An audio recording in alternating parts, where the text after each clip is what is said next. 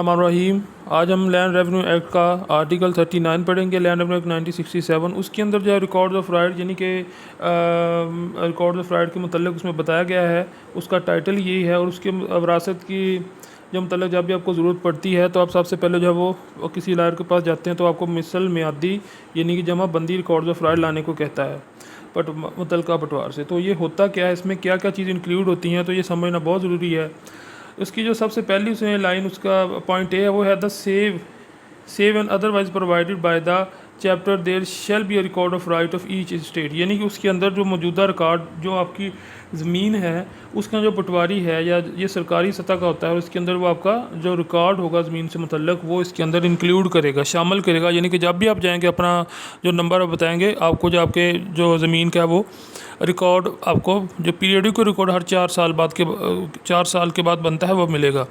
अब इसका point number 2 हमें इस आर्टिकल 39 का बताता है, the record of rights for state shall include the following document.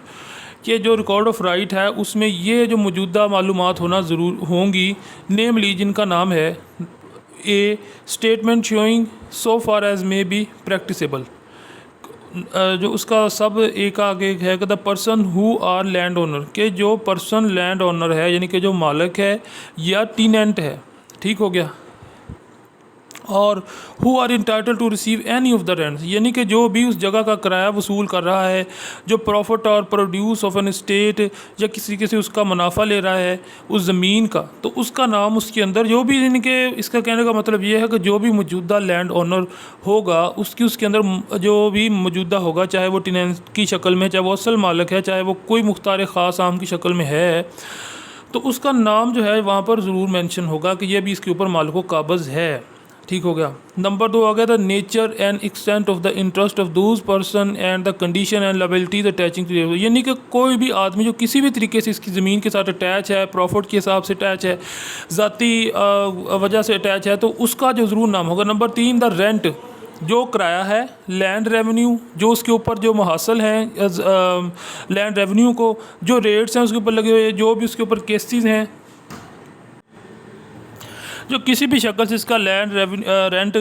Revenue है, जो भी इसके ऊपर जो मुहासल हैं या किसी को दिया हुआ है तो उसको कितना पैसा वसूल कर रहा है, ठीक हो गया, या ये बेच दिया है, या गवर्नमेंट का इसके ऊपर कोई इंटरेस्ट है, तो जो लेटेस्ट उसका स्टेटस है वो इसके ऊपर मेंशन होगा। पॉइंट 3 में ये बता रहा है, ठीक है ना, इसके ऊपर कितना रेंट है, लैंड रेवेन्यू कितना देता है, इसके रेट्स क्या हैं, ठीक होगा, ये सब उसके अंदर मेंशन होगा, उसकी कीमत जो वैल्यू है। नंबर बी आ गया 2.2 का नंबर बी आ गया, अ स्टेटमेंट ऑफ कस्टम की जो स्टेटमेंट होगी रिस्पेक्टिंग राइट्स एंड लिबर्टी, जो इससे मुतल्लिक जो स्टेटमेंट होगी, कस्टम से मुतल्लिक जो स्टेटमेंट इसके मुतल्लिक होंगी, जो जिम्मेदारियां होंगी, जो राइट्स होंगे इसके, वो स्टेट के वो इसमें लिखे जाएंगे, जो स्टेटमेंट ऑफ कस्टम्स होगी, ठीक हो गया। अब नंबर सी कहता है कि मैप ऑफ एन स्टेट, यानी कि जो स्टेट होगा उसका मैप होगा। अब नंबर डी कहता है such other document as the board of revenue में with the previous approval of the government prescribe, यानी कि जो भी इसके मुतल्लिक अटैच डॉक्यूमेंट जो हुकूमत